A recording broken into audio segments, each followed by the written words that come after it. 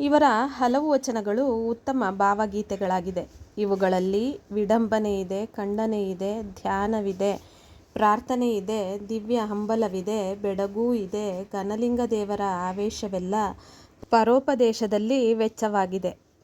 ಆತ್ಮಪರೀಕ್ಷೆಯಲ್ಲೂ ಅಂತರಂಗ ವೀಕ್ಷಣೆಯಲ್ಲೂ ವಿನಿಯೋಗವಾಗಿದೆ.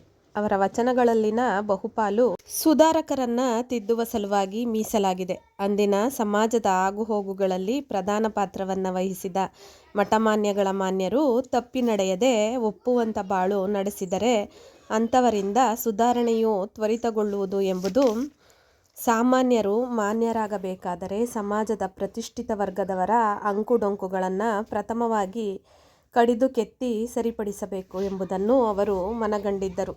ಆದ್ದರಿಂದಲೇ ಘನಲಿಂಗ ದೇವರು ತಮ್ಮ ವಚನಗಳಲ್ಲಿ ಶಿಕ್ಷಕರಿಗೆ ಶಿಕ್ಷಣವನ್ನು ಬಿತ್ತಿರಿಸಿರುವರು.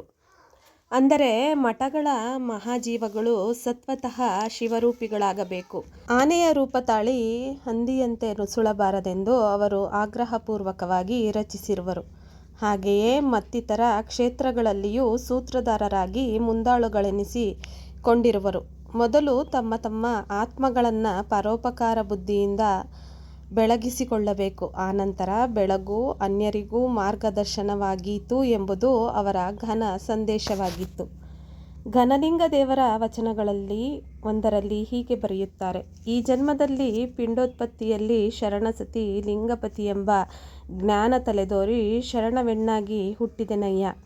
ಮೇಲಿನ ಸಾಲುಗಳು ಹೇಳುವಂತೆ ತಮ್ಮನ್ನ ಶರಣರೆಂದು, ಲಿಂಗಪತಿ ಎಂದರೆ ಅವರು ಪೂಜಿಸುವ ಶಿವನೆಂದು, ಶರಣವೆಣ್ಣು ಎಂದರೆ ತಾವು ಪೂಜಿಸುವ ದೇವರಿಗೂ ತಮಗೂ ಸತಿಪತಿ ಸಂಬಂಧವೆನ್ನುತ್ತಾರೆ.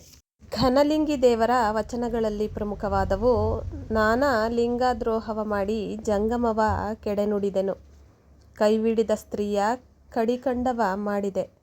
ಒಡನಾಡಿದ ಕಡುನೂಪರ ನಿರಿದು ಕೊಂದೆ. ನಂಬಿದ ಹಳೆಯರ ಪ್ರಾಣಕ್ಕೆ ಮನಿದೆ. ಪಶುವಿನ ಶಿಶುವ ತಲೆಯೊಡೆ ಇಕ್ಕಿದೆ. ಗೋವ ಕೊಂದವರ ವಹಿಸಿಕೊಂಡೆ. ಪರದನವ ಕದ್ದೆ. ಪರಸ್ತ್ರೀಯರ ಗಳುಪಿದೆ. ಬವಿ ಹೆಣ್ಣುಗಳ ಕೂಡುಂಡ ಬಾಯ ಹುಡುಕನಯ್ಯ ನಾನು. ಪ್ರಸಾದವೆಂಬ ಪರತತ್ವದಲ್ಲಿ ಜ್ಞಾನ ಅಜ್ಞಾನಗಳೆರಡೂ ಹುದುಗಿಪ್ಪವೆಂದು ನಾನು ನುಡಿಯಲೆಮ್ಮೆ.